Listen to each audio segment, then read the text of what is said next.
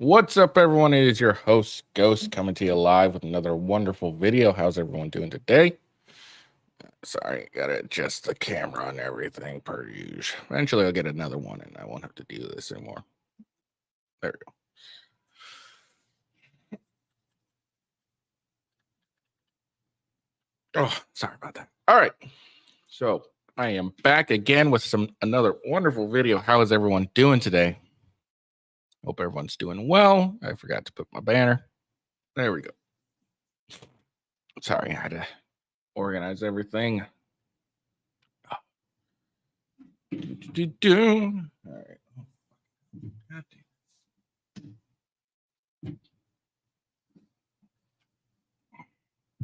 Sorry, spilled a bit of my coffee. So before I go forward, make sure you follow me at officialwghost on X.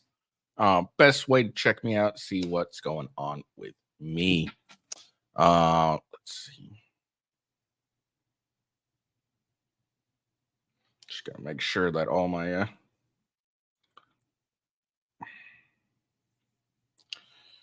make sure my audio is good. Cool. Audio is good. All right, done the important part. Make sure the audio is good. So what we're gonna make sure you follow me at rumble.com/withghost and rumble.com/gamingwithghost. Those are my best channels to follow me on.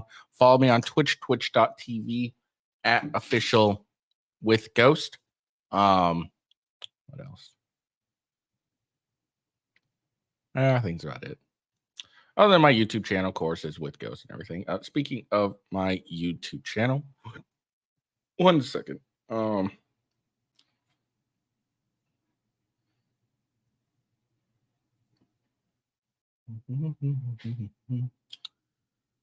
want to give, let's see.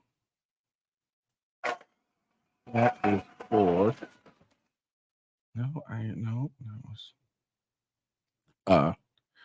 Waycar R for a new subscription on YouTube. Shout out to you, my man. Appreciate it.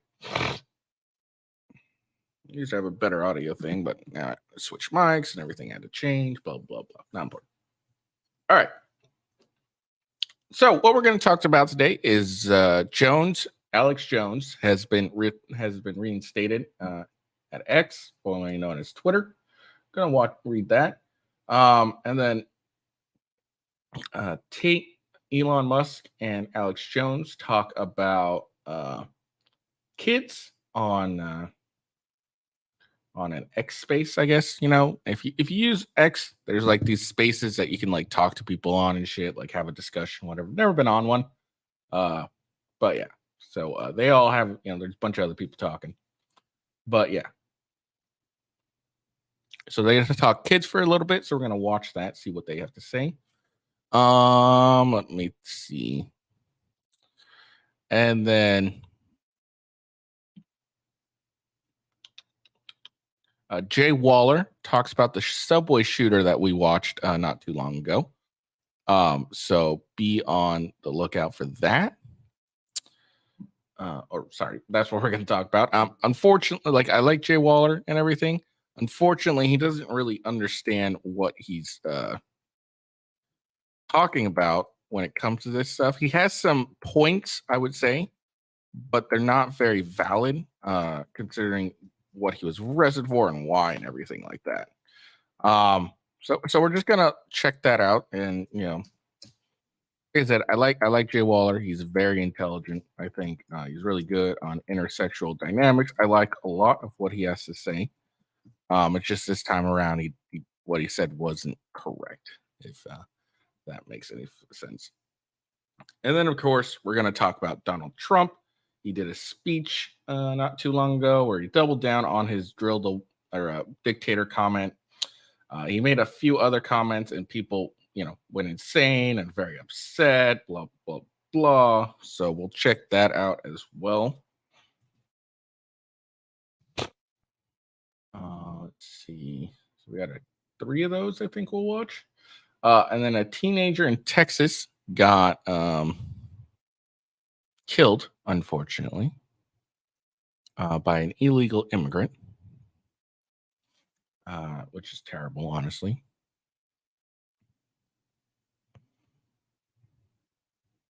Sorry, hold on.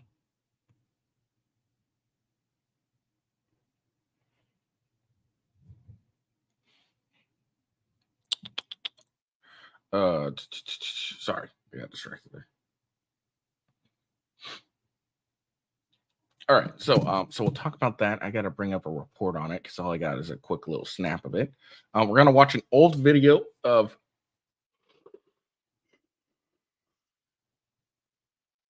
tyrannical cops.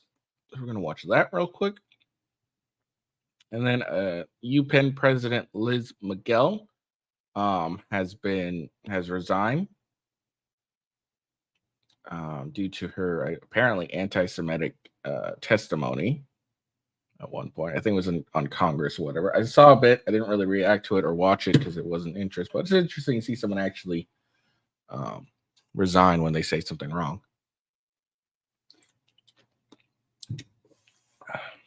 Then let's see.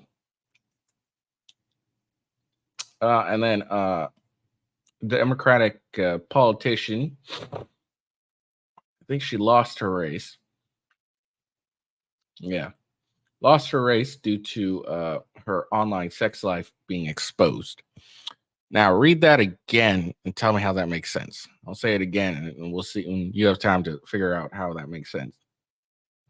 Her online sex life was exposed. Okay. So, okay. And then Joe Biden lies about the Second Amendment again. I haven't watched this, so I have no idea what he says, but I'm sure we'll listen to it. And then we're going to watch some old footage from August 1st, 2023 of Ashley Biden calling Project Veritas and confirming that her leaked diary was legitimate. So we'll give it a look-see there.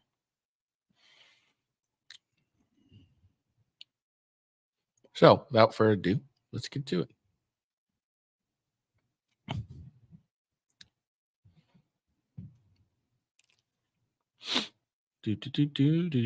All right.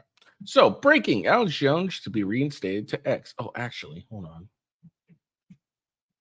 Let's see if I can find it. Before I do this real quick, I wanted to bring up the reason he got banned in the first place. I'm sure this thing will talk about it.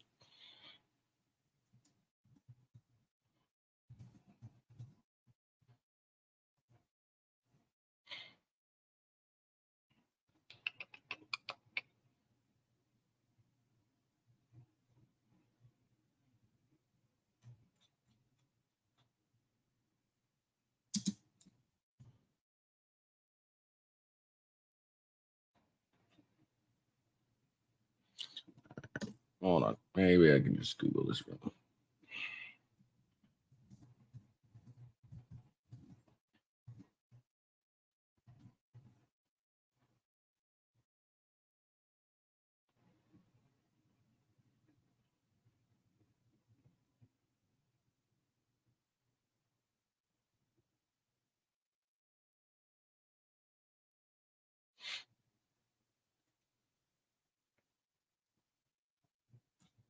Okay. I can't find it real quick, so whatever. So let's get back to it. He basically got banned for asking a bunch of questions with some guy at some point. Sorry. It's apparently all it's got. All right, the people have spoken. Axel wrote, "It's time to reinstate at real Alex Jones, Vox Populi, Vox Deny." Elon Musk said he'd consider he's considering reinstating Alex Jones on Twitter, X. He said he'd run a poll and perhaps let the people decide. While waiting for the poll to comments, Alex decided to get one going himself. The positive response was astounding. Of the 58,901 who participated in the poll, 92% of those surveyed said yes, Jones should be reinstated. The people have spoken. Alex, whatever, wrote, "It's time to reinstate at real Alex Jones, Fox Populi, Fox deny." Okay. Elon then launched his own, and it appeared people do indeed want Elon back. I think that clearly means that meant Alex Jones. What the fuck is this Latin phrase? Okay, cool. I just brought it up. That's why. Okay. That's a Latin phrase. The voice of the people is the voice of God. So there we go.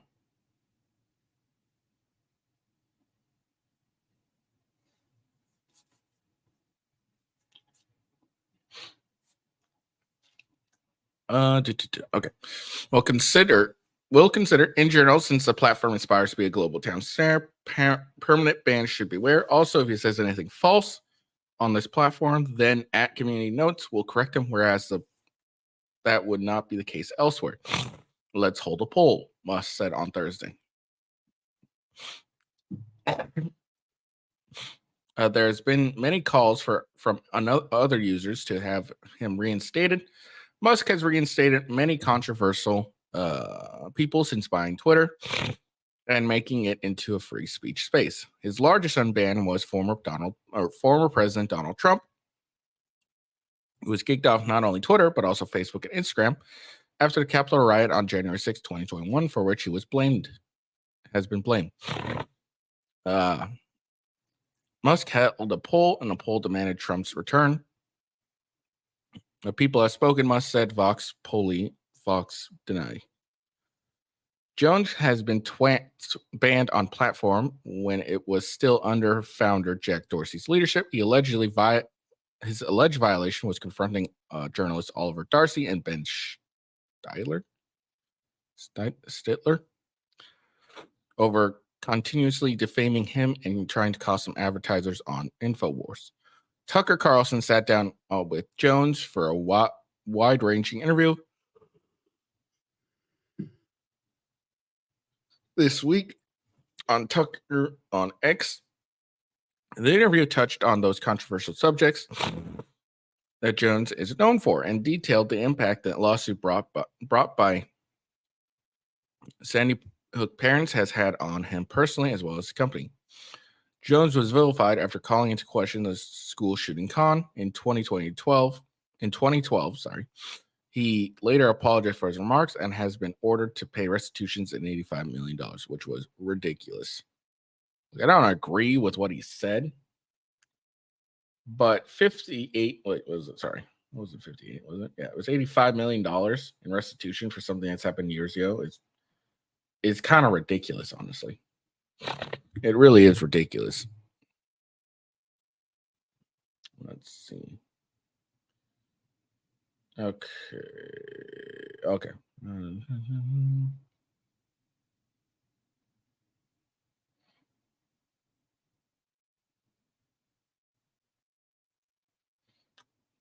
Let's see if I can find this video real quick, because I know there was one. I meant to save it, but I messed up.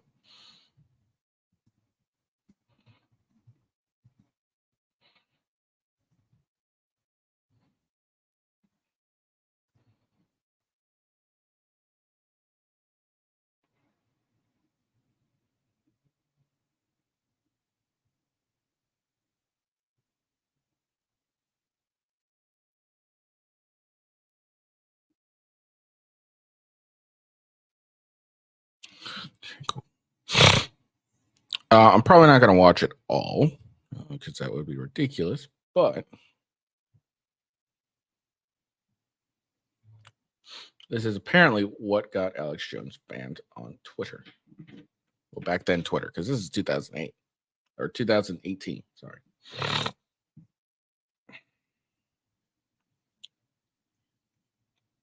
So we'll probably watch like maybe a minute or so of this.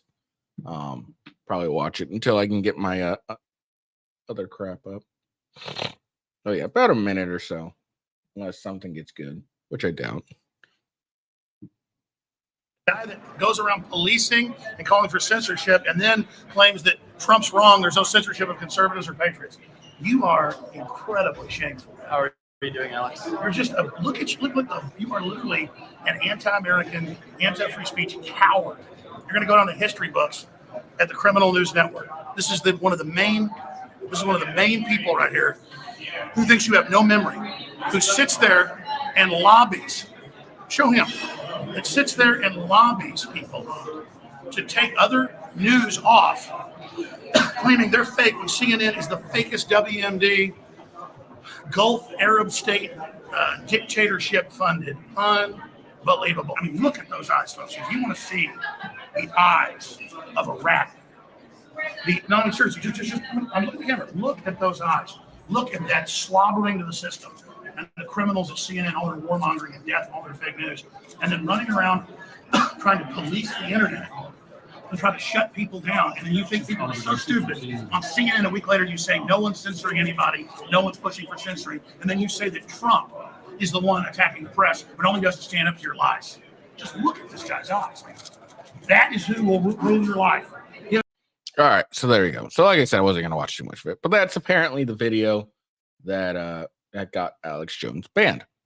So he confronts this dude, calls him evil, et cetera, et cetera, et cetera. And goes around. Look, I'm not the biggest fan of Alex Jones. Whenever he went on Crowder, I honestly always didn't watch that episode because the dude's a little too much. He's a little crazy, in all honesty. And look, apparently he's been right on a lot of things he's called out and stuff, and that's cool. But dude, the guy just every time he talks, he just sounds more insane. So yeah, I don't really watch him or anything, but I don't think he should have ever been banned at all. Banning's dumb.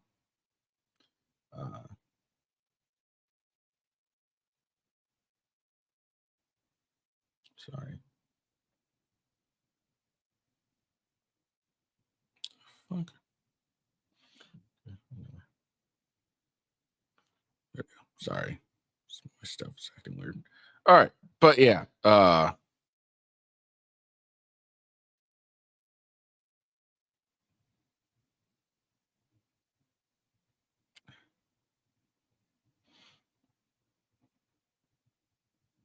Sorry.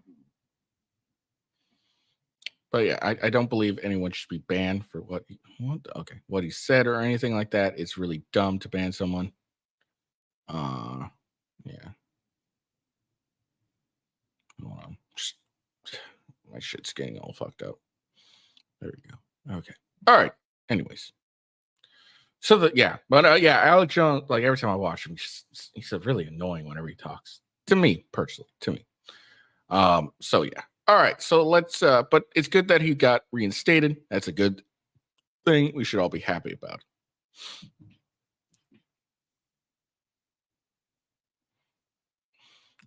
All right. So, like I said, there's these spaces. I think they're called X space or some shit where people have, sit around and have a discussion and everything.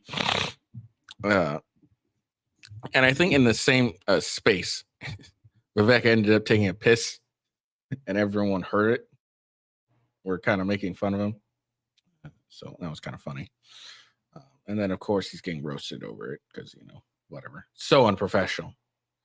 I mean, probably should have turned it off and everything like that. Muted his mic or something, but he didn't do it. It's not that big of a deal. He's just taking a piss. It's not like everyone was watching.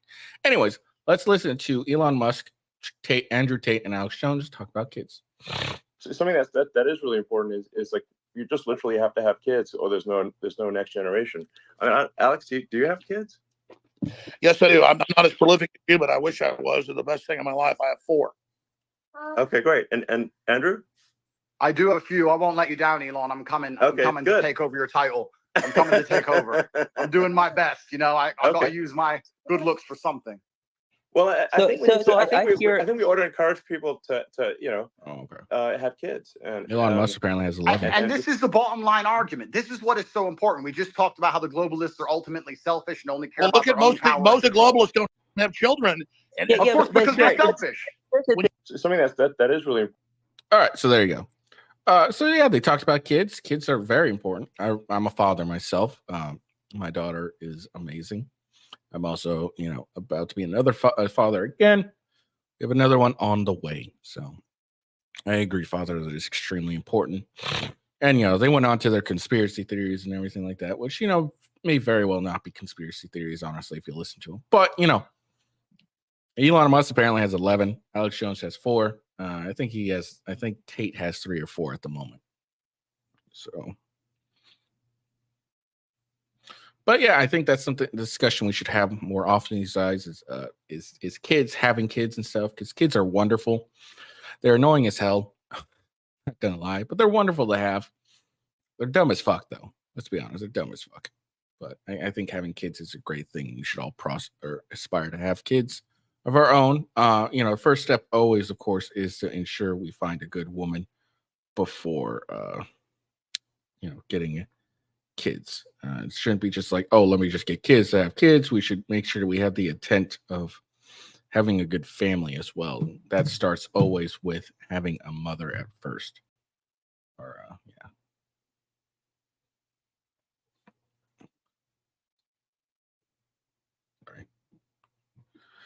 But yeah, all right. So there we are. But yeah, it was pretty cool hearing 3 men here, talk. These X spaces are kind of cool. I don't really participate in them in much most of the time because half the time I'm fucking busy working. So, but they seem pretty cool. 3 men here, maybe never would ever be in the same room together, can have a I mean, knowing Musk, possibility they would get in a room with it together. But they could sit there, in their respective spaces, have a conversation, and we all can watch and listen, which is fairly cool. All right, let's move on. And like I said, having kids is great. Everyone should have kids. All right, so JWaller is watching this. I'm sure this is an old video, and he's fairly uninformed, I would say. Sorry. He reportedly told RU system. A homeless man tried to rob a woman on a New York City subway. He reportedly told the woman, "Give me $1 or I'm taking your purse." John Rowe reached into his backpack, pulled out his sidearm, and fired a few warning shots into the tracks. Homeless guy ran off, and both were eventually arrested. Homeless guy was released on no bail, and the so-called vigilante, who was gainfully employed and legally owned the gun in West Virginia, he was charged with reckless endangerment, menacing, and another charge, and had to post $10,000 bail. This guy going to jail and having a $10,000 bond over protecting a woman in public, and by the way, legally having that firearm, is just completely unacceptable. If you see a woman getting hit or being attacked in public, you're a hero for helping that woman, not a criminal. If this guy's still in jail, let me know. I'll bail his ass out myself. The homeless man tried to rob a... All right. So I've discussed this before, and I've actually commented on the video. No one's responded, unfortunately, because I'm trying to chase that clout, because I'm a clout chaser. So here's the thing. Like, I understand the sentiment behind it and everything, but the thing is if you're going to use deadly force, you got to have a good reason to do it. And what I've always said is, to use deadly force, you need to have some sort of threat of bodily harm or injury. And unfortunately, this guy here that is dealing with this crime and everything didn't have any of that. All he heard was, give me $1 or I'll steal your wallet. You can't use self-defense to protect your property, fortunately. You can't use self-defense to protect your property. Or deadly force. Sorry. You can't use deadly force to protect your property. That's what it actually is, my bad.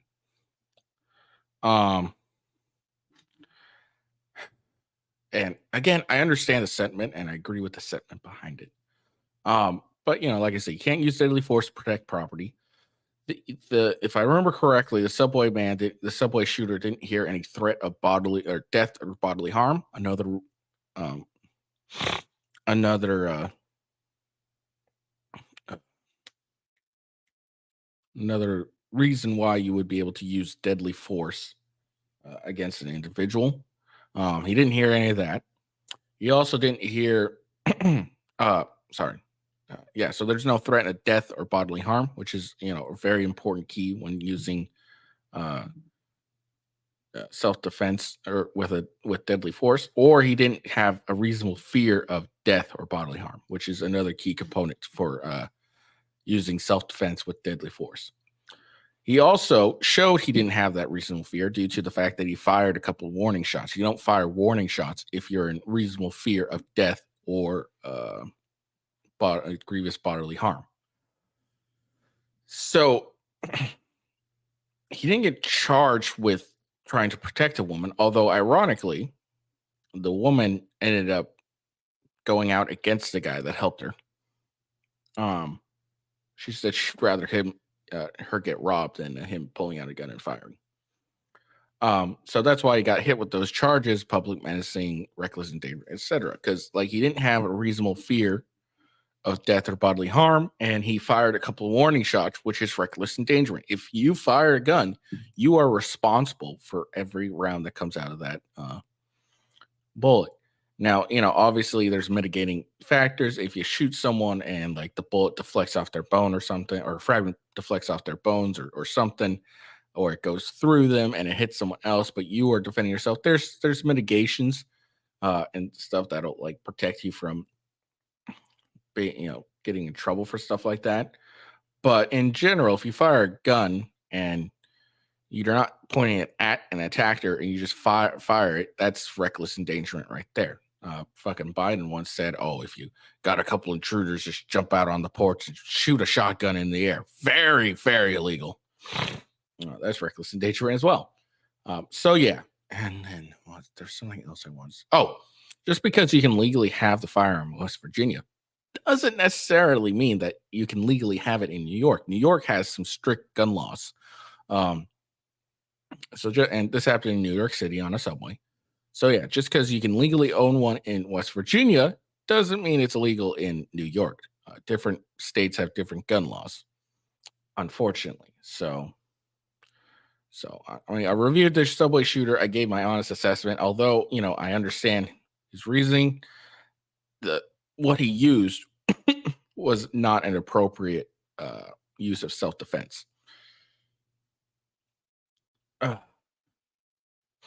Also, I said don't just help random people because they'll just end up betraying you. So that's another thing. All right. But again, I like JWaller. I think he's a fairly intelligent man. I don't think he's very informed on self-defense law and their applications of it. All right, let us watch people get triggered by Trump. Baker today in the New York Times, he said that I want to be a dictator. I didn't say that. I said I want to be a dictator for one day. But the New York Times said, and you know why I wanted to be a dictator? Because I want a wall, right? I want a wall, and I want to drill, drill, drill. That's true. So,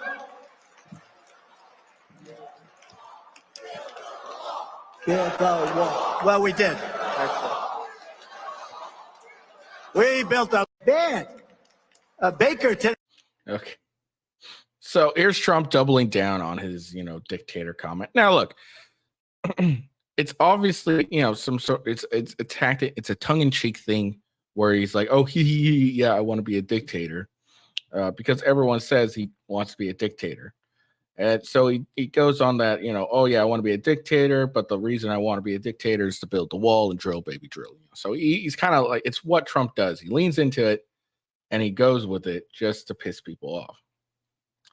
I don't think anyone that's intelligent would think, "Oh, he actually wants to be a dictator."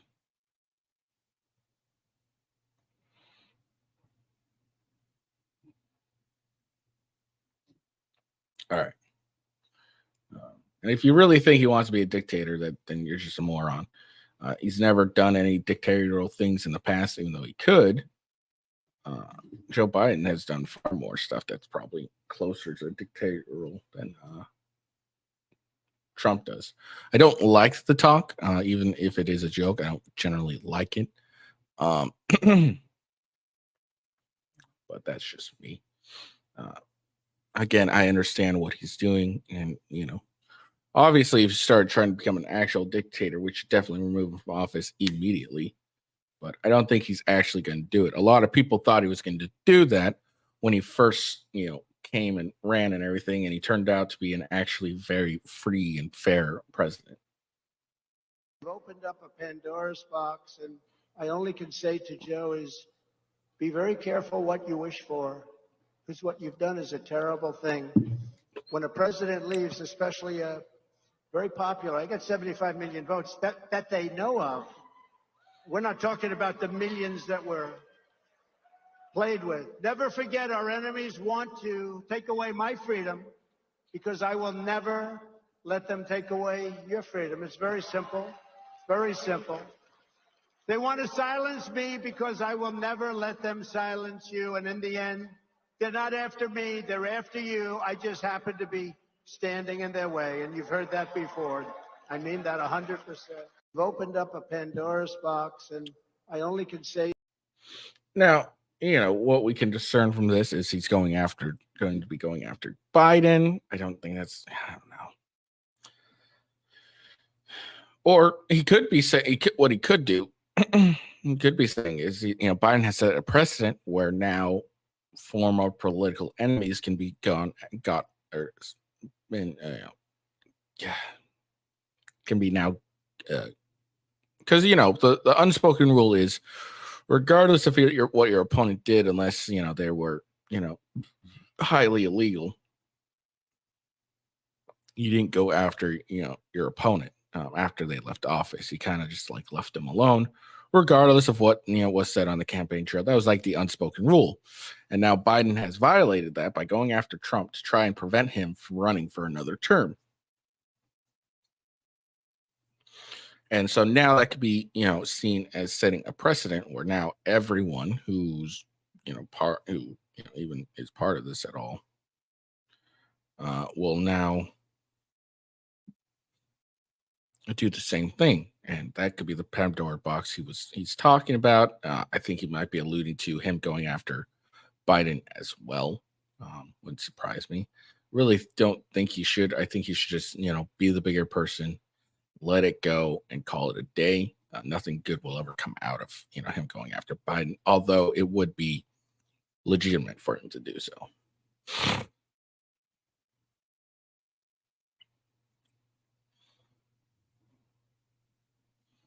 Okay, and now here's the one that's getting everyone all upset over.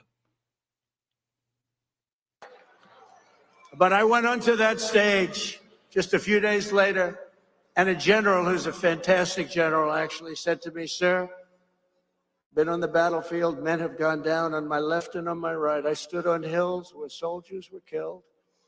But I believe the bravest thing I've ever seen was the night you went onto that stage with Hillary Clinton after what happened. And then that woman asked you the first question about it. And I said, locker room talk. It's locker room talk. What the hell? What are you talking? Locker room talk." That was not a great. All right, so people are all upset about this. He's comparing himself to soldiers that die on the battlefield, blah, blah, blah, blah, blah. Look, this is Trump. He's hyperbolical. He exaggerates. Odds are the general said, hey, that was a pretty brave thing you did there, going up after, talking about grabbing them by the pussy and shit and just going locker room talk. That was pretty brave of you. And, Trump, hears that and he'll just expound it and be like, this is a general who's led men on battlefield and et cetera, et cetera. So he said I was braver than that. That's probably what really happened. I don't think he's actually comparing himself to soldiers dying on a battlefield. I don't think he's doing that. I don't think he's even thinking that he's doing that. I just think he's trying to like boost his own ego and prop himself up by saying shit like this. It's something he does all the fucking time. He exaggerates, boost it up. Yeah, it is what it is. I also think people are way too sensitive today.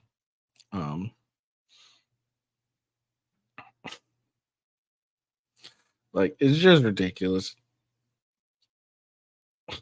They're freaking out. They're like complaining. It was like, oh, he thinks he's better than soldiers. He's braver than them. Blah blah blah. He doesn't actually think that. He's just trying to exaggerate, and he's trying to boost his look in front of his audience, etc., etc. It's something Trump does all the goddamn time. So let's take a step back and chill.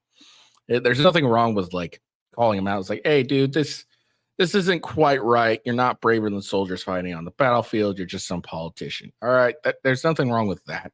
But when you start getting into the realms of, oh, we're all offended because he said this stuff, it's a bad look. So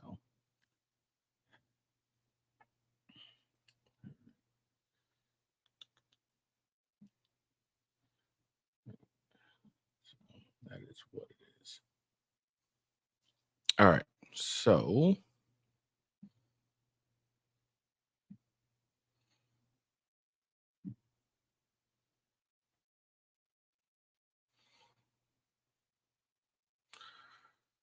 this happened not too long ago. I think just the other day.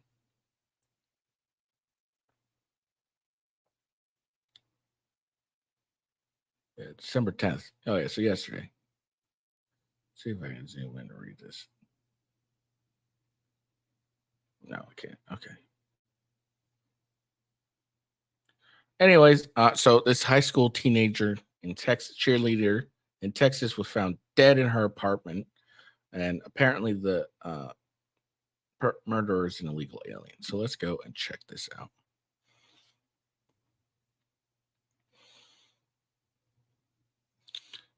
Edna, Texas is where it's at. An update is expected Monday morning about the man charged with the murder of a high school cheerleader in Edna. Sorry.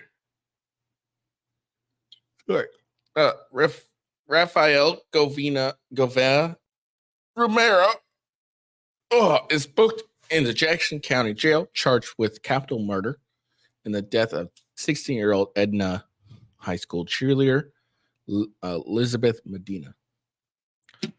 Edna police did not immediately release Romero's age, but did say he is an adult.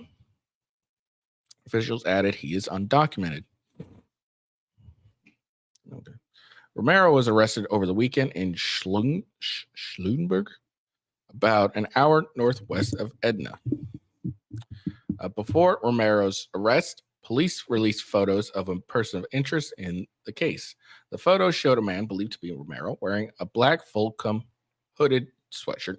He was seen driving a silver Ford Taurus with a model year ranging from 2010 to 2018. Here's the footage. He's running. So far, authorities haven't said what led them to charge Romero with killing Elizabeth. More details on motive are expected Monday in Monday morning's police update. Officials have not said if Romero will be granted bond. ABC 13 has been in touch with Elizabeth's family. They said they don't recognize Romero at all. On December 5th, Elizabeth's mother found her daughter dead in their Edna apartment. She said a few weeks prior that her home was broken into. She wonders if that was the motive again, but this time Elizabeth happened to be home. Jacqueline Medina claimed she knew something was wrong when her daughter didn't show up to the town's lighted Christmas parade, where she was supposed to perform with her cheerleading squad. That's when she said she rushed home. The mother made the gruesome discovery and called police to Cottonwood Apartments. First responders tried to save the teen, but she was pronounced dead at the scene. It's a very sad story.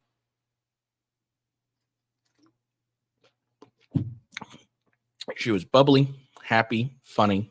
Basically, my friend. We grew up together. I had her when I was only 16. Oh, that's terrible. She was just her. It was just her and I against the world, and they took her from me.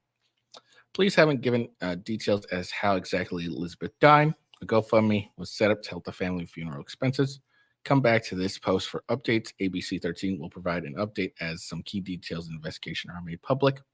Edna is a small town of nearly 6,000 people in Jackson County, located about 100 miles southwest of Houston.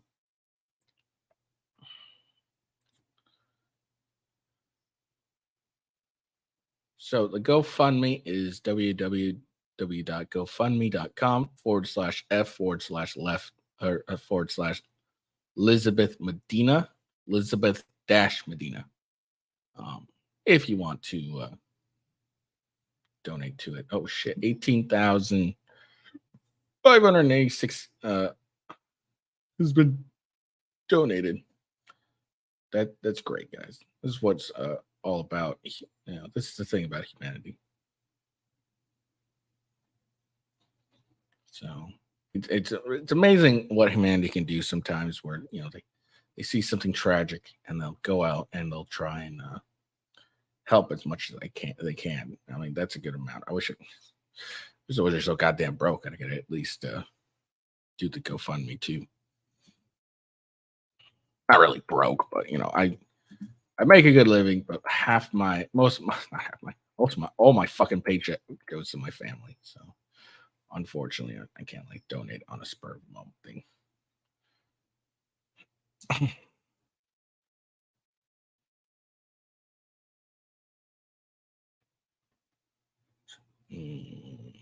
Just seeing if an update has happened yet.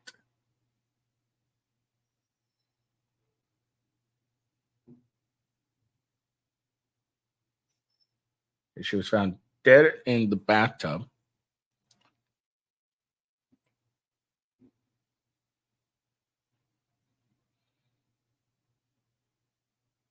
Okay, still not an update.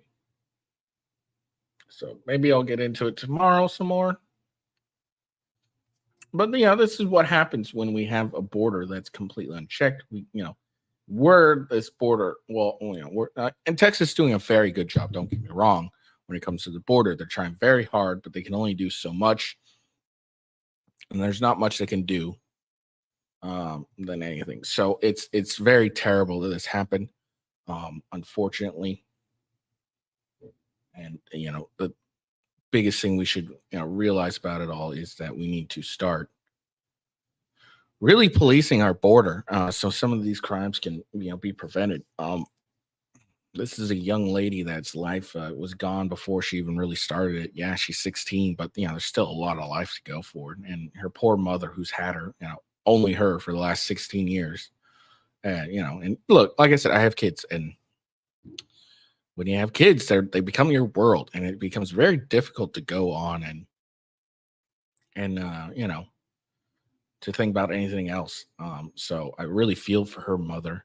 I really hope she has family around that can, be with her and keep her strong, because I'm sure this is really hard for her. So, thoughts and prayers go out to her poor mother, Jacqueline. I'm really glad, the world has stepped up and helped as best they can. 18,000 already, 18,500 already donated. It's really great. So just terrible. Fuck this fucking asshole. I mean, again, it's innocent until proven guilty, so we don't really know if he has anything to do with it. I should be better with this. All right, let me rephrase that. Fuck the asshole who did this. If it turns out to be Romero, fuck him. And if he doesn't get the death penalty or life sentence, the second he's done, he should be sent back to Mexico and build a wall. Texas is really doing the best they can, but it's the federal government's responsibility to be protecting its citizens from illegal immigrants. All right, so this was an old footage of COVID. This police is attacking this woman, arresting her, quote unquote, due to the fact that she's not wearing a mask, apparently. I don't know if it's true, but that's apparently what it says up here. Oh, no, it's not this. Okay. So he's choking her out.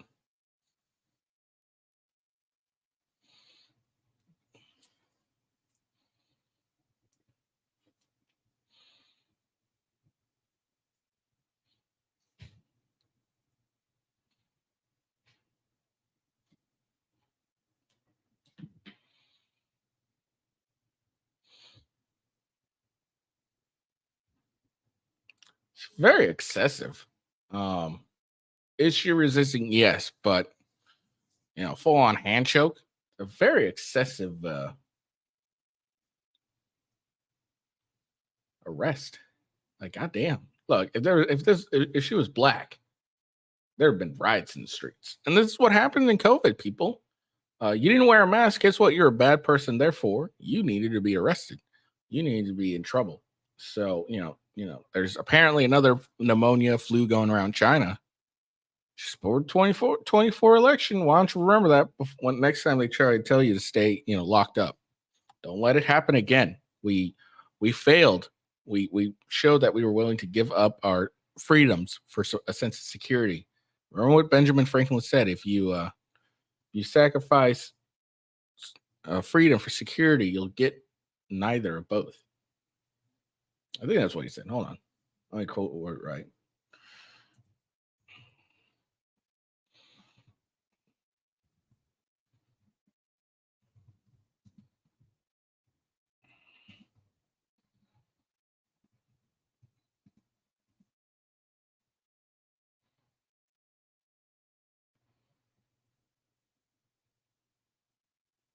Okay, those who would give up liberty to purchase a little temporary safety deserve neither liberty nor safety.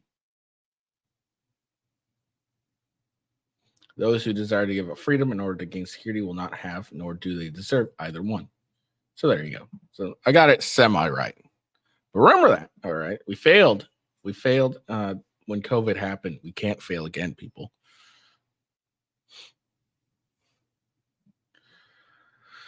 All right. UPenn President Liz McGill steps down after controversial testimony on anti-Semitism.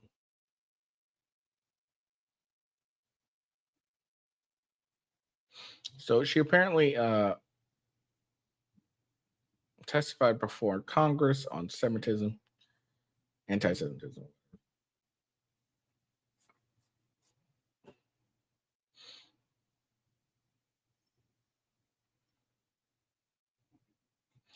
Hold on. Before I get into this, I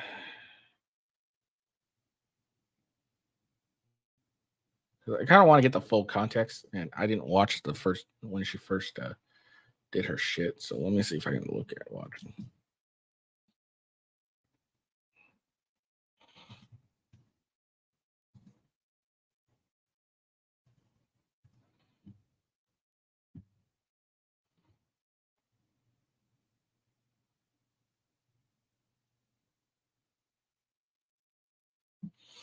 All right. So I think this is what got her so much heat.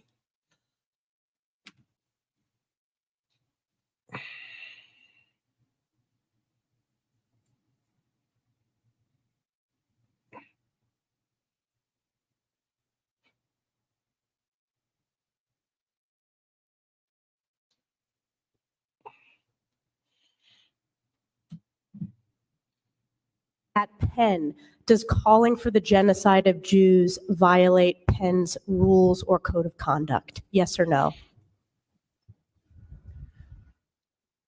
If the speech turns into conduct, it can be harassment. Yes. I am asking specifically calling for the genocide of Jews. Does that constitute bullying or harassment?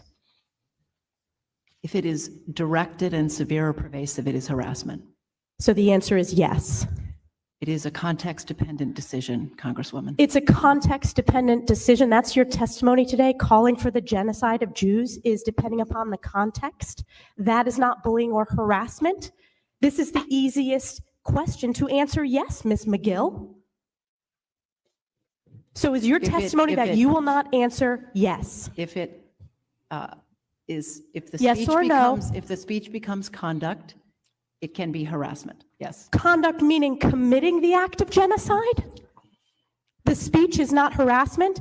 This is unacceptable, Ms. McGill. I'm going to give you one more opportunity for the world to see your answer. Does calling for the genocide of Jews violate Penn's code of conduct when it comes to bullying and harassment? Yes or no? It can be harassment. The answer is yes. Okay, so that's apparently what is leading to her to resign.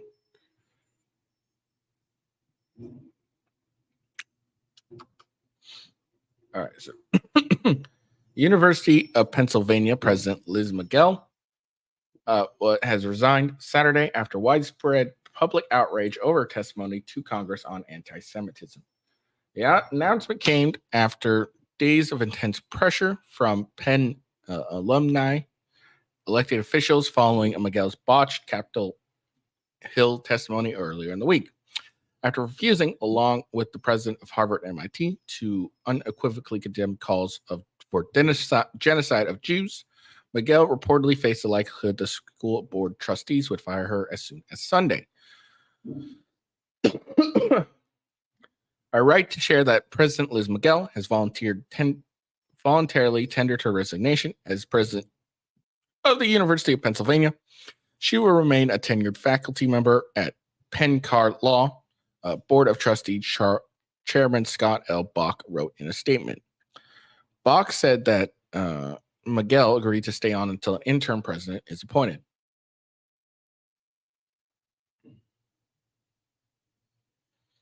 It has been my privilege to serve as president for this remarkable institution. It has been an honor to work with our faculty, students, staff, alumni, and community members to advance Penn's vital mission, McGill wrote.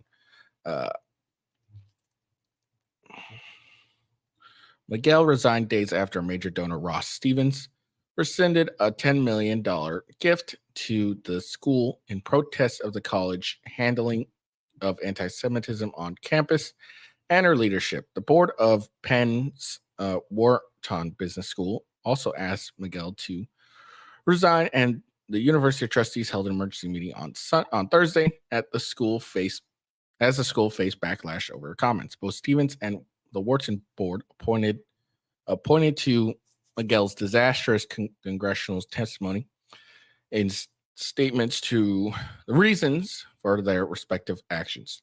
McGill will keep her position as a tenured faculty member at the University Law School. At issue were remarks McGill made before the House Education and Workforce Committee this week, in which she refused to outright say that anti-Semitism chants and calls for the genocide of the Jewish people violate the school's code of conduct. We just heard this hearing. So,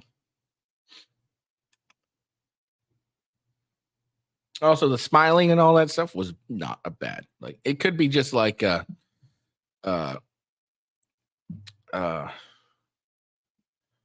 reflex when getting pushed and pressed, but that's not a good look when it comes to, TV. So I'm not reading those comments because we just listened to them. These comments set off a firestorm, a scathing condemnations for the university, and extract clarifying remarks from McGill posted on X a day later.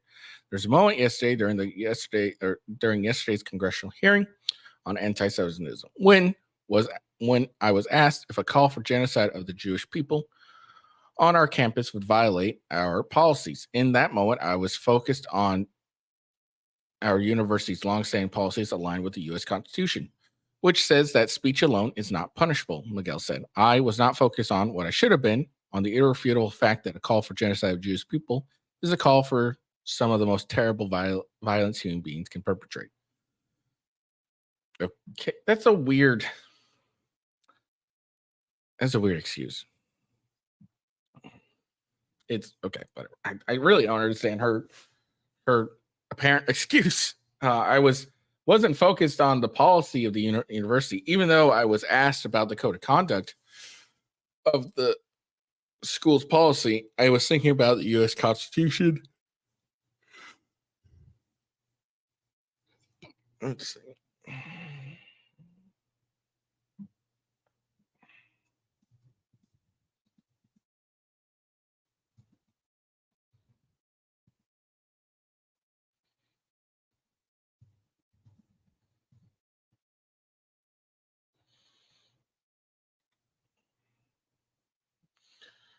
Let's see.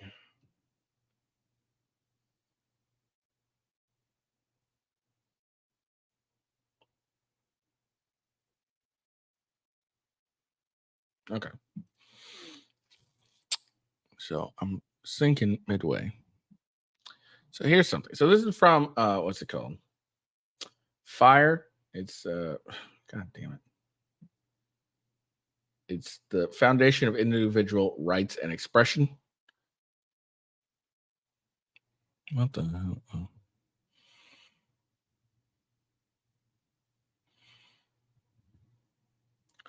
So this is what's it said why most calls for genocide are protected speech. Scrolling through this. So First Amendment protects abstract advocacy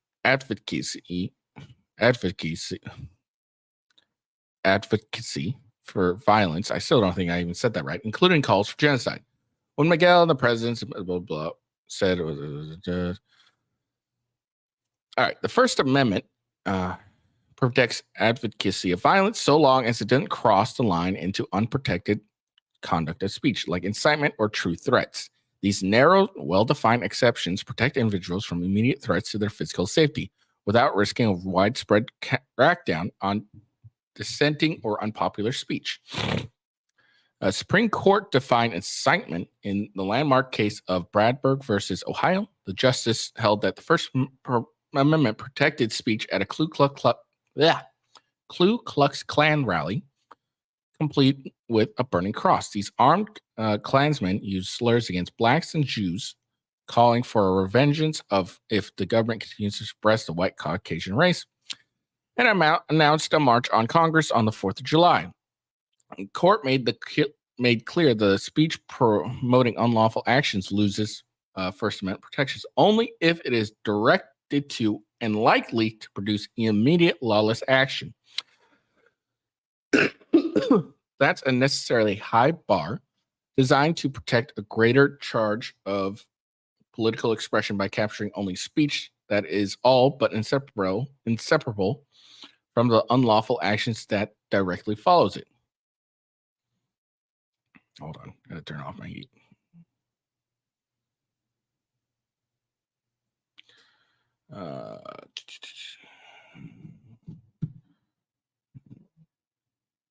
Okay, quoting an earlier decision, the court reiterated that the mere abstract teaching of the moral property or even the moral necessity for a resort to violent force or violence is not the same as preparing a group for violent action and stealing it to such action. The First Amendment also makes exceptions for true threats, statements that communicate to another person's or group a serious expression of intent to cause them unlawful physical harm.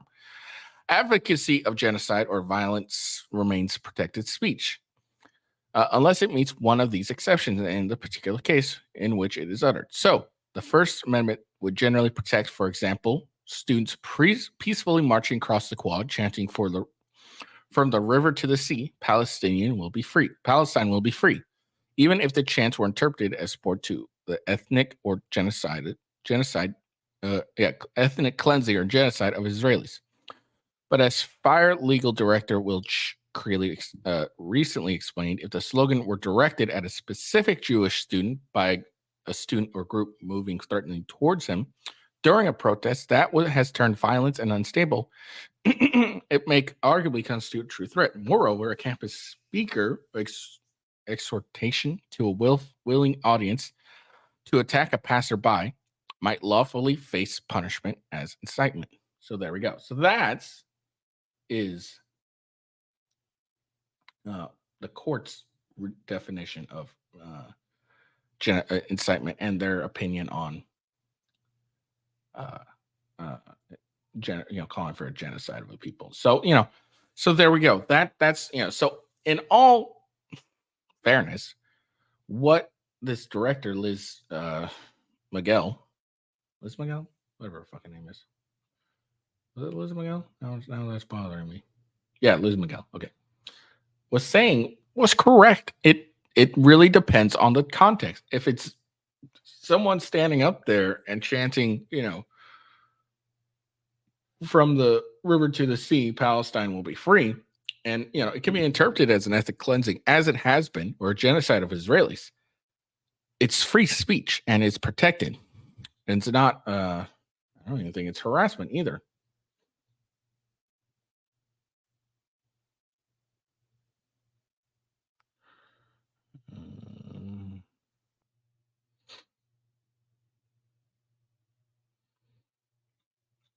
Anyways.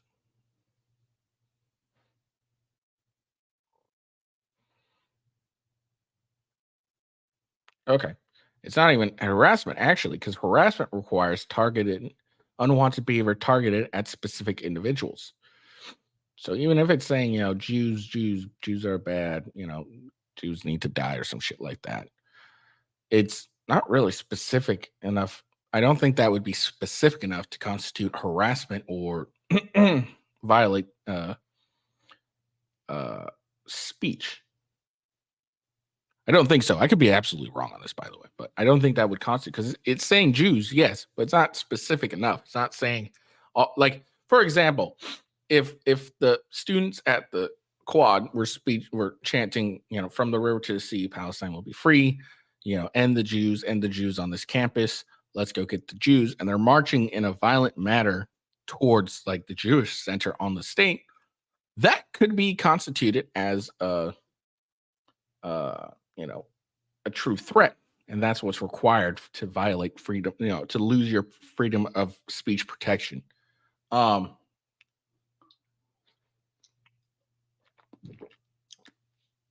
So again, what Liz Miguel said was actually fairly accurate. It depends. It's a context depending decision. I think even if they said, all Jews should be, we should genocide the Jews, I think even that would be protected under free speech. Now it says we need to genocide the Jews on this campus. Let's go to the Jewish center and do it. Definitely not. That would definitely not be protected speech. So I'm not an expert on this. I'm just telling you what I think. But that's what I think. Now, obviously, it's a university that I think it's a private. I think UPenn's a private university.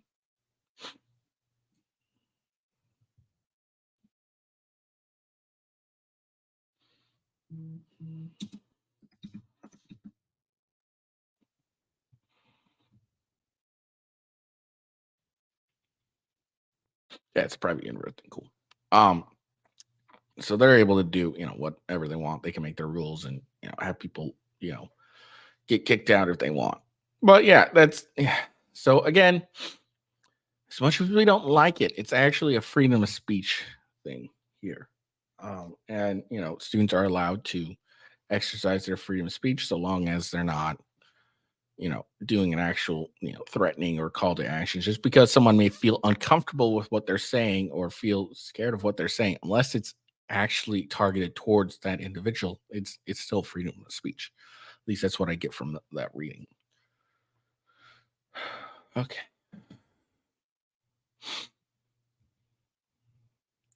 So moving on from genocide to sex. That's a good segue, right? Her online sex life was exposed. She lost her election.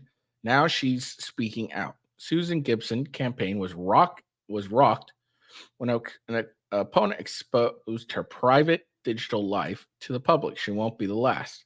Nurse practitioner and former Democratic candidate for the Virginia House of Delegates, Susan Gibson, during an interview at her home on November 15th. Hold on. I think this is the OnlyFans gig. Susanna, sorry.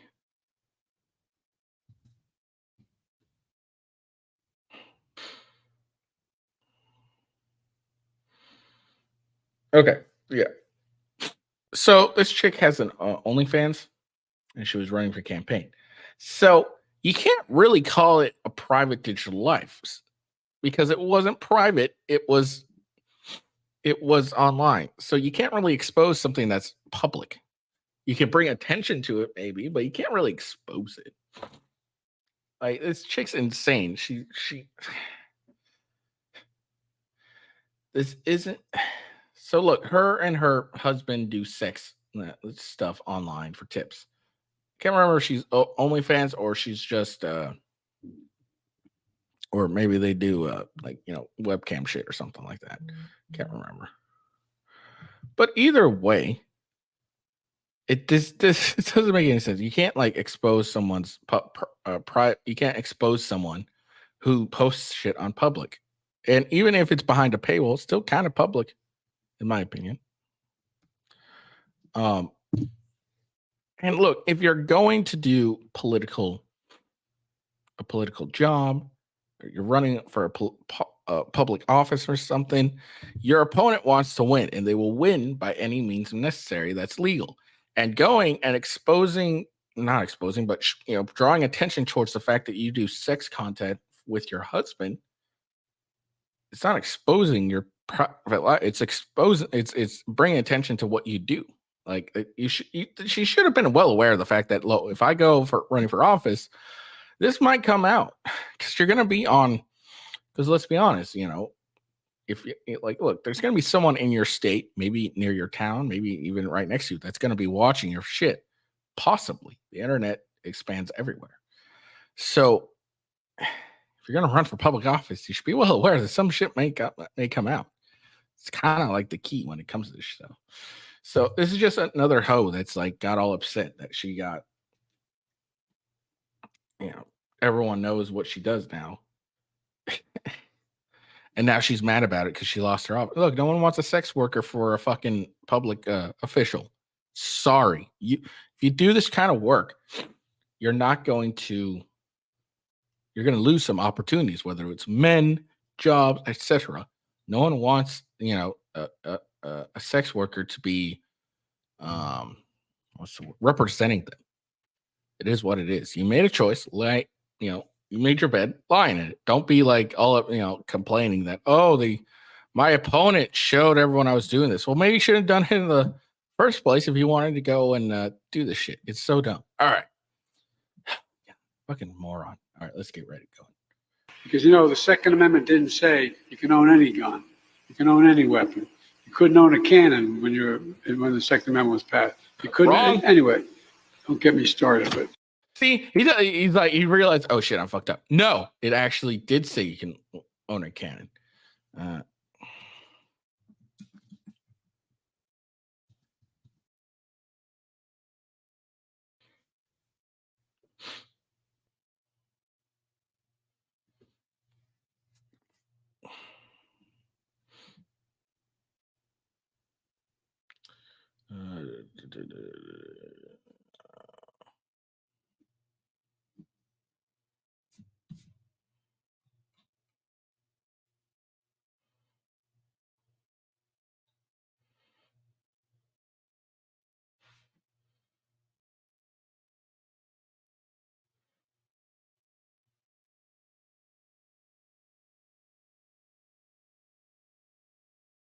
Hold on. Sorry. I was trying to see if I could find the goddamn.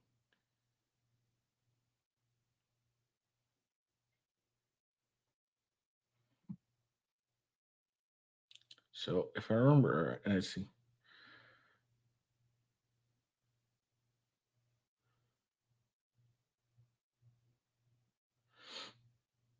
Okay. So in the War of 1812, President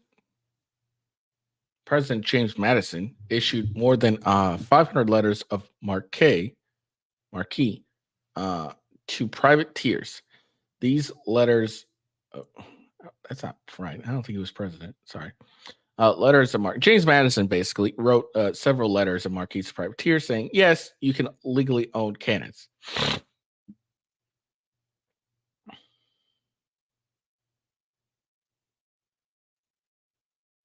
So, I mean, The president's wrong. Like, yes, you can own cannons. There's a letter marquee. You can find that pretty much everywhere.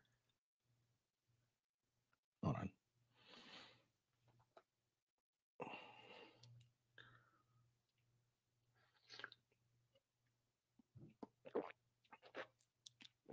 Oh, maybe he was president. Oh, okay. Yeah. Now, okay. I know what they're referring to now here. Okay.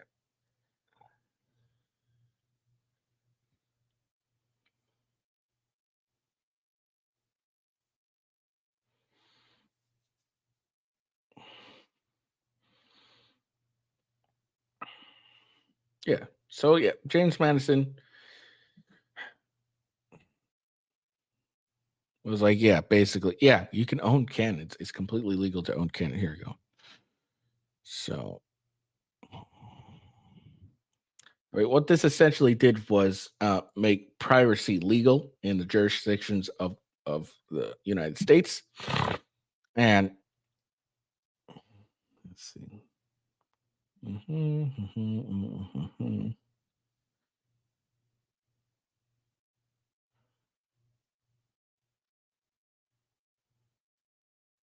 Okay, this is what's it doesn't see it. Never mind. That didn't say it. But the basics of it was, yeah, you can legally own cannons. So again, the president doesn't know what he's talking about. I know we're all surprised by this at this point, that the president doesn't know what he's fucking talking about, but it continues to happen. And y'all voted for him. So all right. So, but yeah, you can own, like, yes, he's right. The Second Amendment doesn't say you can own. You can own. What do you say? You can own any. Hold on. All right. Now I got to listen to what this fucking idiot said again.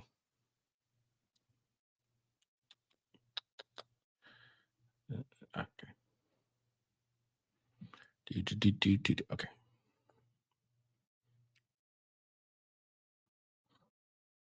Okay. It says the Second Amendment didn't say you can own any gun.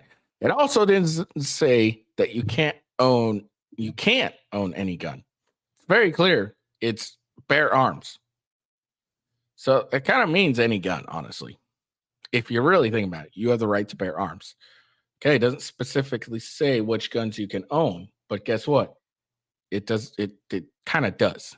It says all guns.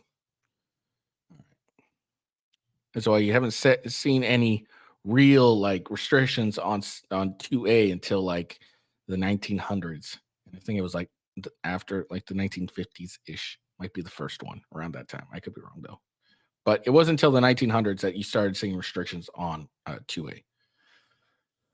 All right, so this is apparently Ashley Biden calling Project Veritas. Point, and I don't mean to. I don't want to have to get Secret Service involved in this, right? Because it's a whole process. Mm-hmm. But I am Ashley Biden. It is my stuff. So if you could just give all of that over, I would really appreciate it. I know you sent a picture to my husband with a camera and a few other things that are mine as well. So that would be really great. Where is a good place for him to meet you? This point, and I don't mean to. I don't. Okay, so basically this is old footage, and she basically confirms that, hey, that stuff's all real. It's mine. Could you give it back? Okay. I mean, we all knew that diary was real, so I thought there'd be something more about it, but I guess I was wrong. All right, so there we go. We're all done for the day.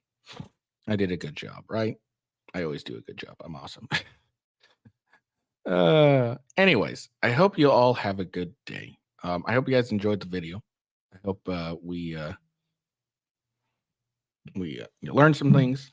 I think I did a little better than I normally do. Brought some context and some evidence and everything like that. We learned that, yes, genocide, calling for genocide, advocating for genocide potentially could be lawful. So there we go, man. I know everyone probably finds that fairly uncomfortable, but it is what it is. What can you do? Let's see. We talked about 2A. We broke down some legal analysis. Well, not legal, really, because I'm not a lawyer, but some analysis on self-defense with JWaller. We showed again how the president's a fucking moron. I'm sure no one's surprised by that, honestly. Yeah. got some context on when Alex Jones was banned. Again, the reason it was banned wasn't really legitimate. I think they said harassment or bullying. I don't fucking know. But anyways, I hope you all have a good day. Make sure you follow me at official ghost, official W Ghost. Check out my Rumble channels, rumble.com/withghost, rumble.com/gamingwithghost, and then my Twitch channel, twitch.tv/official with ghost. I hope you all have a good day. Oh, and check out YouTube, of course, youtube.com/withghost, or just click the links below.